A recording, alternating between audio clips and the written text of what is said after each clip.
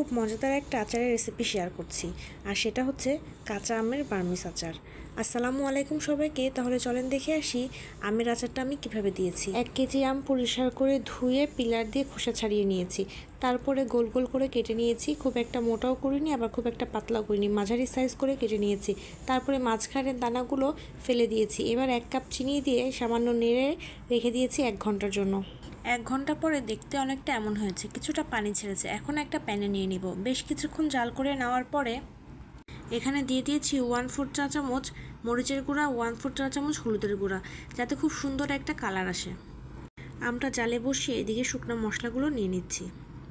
নিয়ে নিয়েছি 1 চা চামচ আস্ত ধনিয়া, 1/2 চা চামচ কালো জিরা, 1/2 চা চামচ মৌরি, 3টা শুকনা মরিচ, 1/2 চা চামচ আস্ত জিরা।